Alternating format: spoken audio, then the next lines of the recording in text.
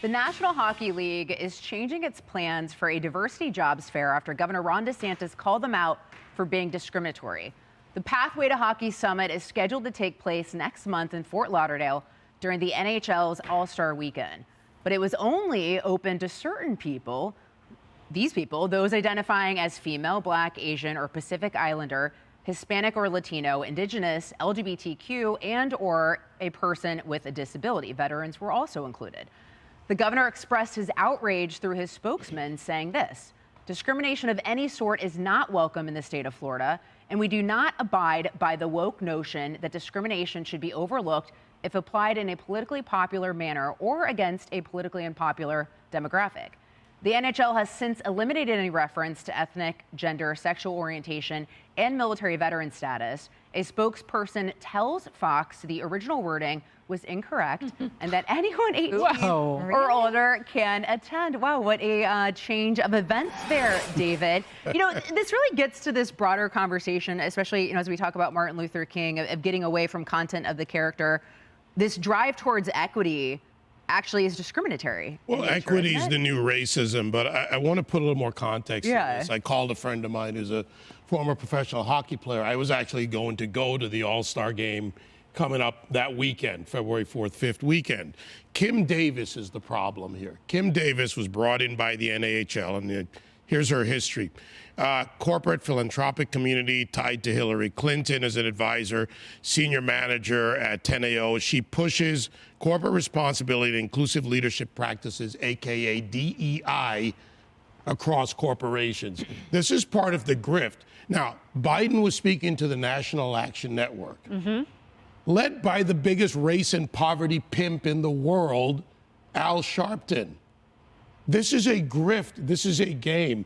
They, by doing what Kim Davis and the NHL wanted to do down in Florida, were actually excluding a part of their big base, which, hey, hockey, majority Caucasians around the world, but yes, many blacks. I love live hockey. Right. People of all ethnicities who don't identify when they walk in. They just want a good seat behind the glass. Well, and Jackie, but Governor DeSantis called them out and they backed down. So maybe that's the direction every governor. And that's just what I wanted to say. I think we should applaud Governor DeSantis for standing up and saying what everybody is thinking, but too scared to say. You need more governors like that. And he's telling the NHL and he's telling Disney, nope, you're not going to do this in my state, and you're not going to exclude people. If you want to raise interest in hockey, it should be open to all. But the funniest part is when they amended this statement and said, oh, no, it was open to anyone, regardless, as long as you were over 18. That's not what it said. And they were purposefully keeping people out, discriminating in some ways. It's to the point you made in the last segment about Dr. King and his messaging. Tammy? Well, their immediate reversal tells you that they know what they're doing is improper. That they normally, if you're going to put something out there, you're going to stand by it. You're going to say, well, wait a minute, this is a teaching moment. They don't. They run for the hills. They say, oops, we were caught. It's the cat that's under the bed. They hope no one will push back. It's because based on fear, they've trained a lot of politicians to say, oh, that's too, I'm not going to touch that. Parents have found out that pushing back is important. The left knows what they're doing is wrong. They're hoping you will turn away. We can't do it. But this is it literally, like equity turns Martin Luther King on its head and his dream. Equity turns even affirmative action on its head. Affirmative action is reaching out to communities, specifically who think maybe they wouldn't belong in the NHL or at the police department or in the military. An ad for the military for women in a women's magazine. This literally, once again, erases people and tells them not to come. It is the antithesis of what we fought for, and it's got to be abolished. Harris, you want to close? So I lived in the state of hockey where I met my white husband. And so if you don't invite him to a hockey game, he doesn't bring me. Well, there you go. And if you're looking for diversity, then we don't bring our biracial children, which is to look at them, you wouldn't know what they are. They are an amalgam of all things great in America. Yes. In my heart, I am their mom. But it's true. But when I look at that, I just think, well, the ticket for the sport doesn't know what you look like, but it puts you in the seat of places that you might not normally go.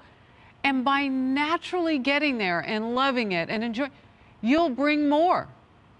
I mean, that's what America is to me. It is the freedom to go and do whatever you want. and then the freedom to bring with you whomever you like. And you never know. You just never know. And what do you miss out on by telling us that half the folk can't come? I don't think it's running a very good business. But you miss out on the very thing you said you wanted. Diversity, and not just of skin color. And maybe we should thought, get back. Of experience. And maybe some of these people should work on their character. Yeah, and that part. Yeah, let's get back to that. Hey everyone, I'm Emily Campagno. Catch me and my co-hosts Harris Faulkner and Kaylee McEnany on Outnumbered every weekday at 12 p.m. Eastern, or set your DVR. Also, don't forget to subscribe to the Fox News YouTube page for daily highlights.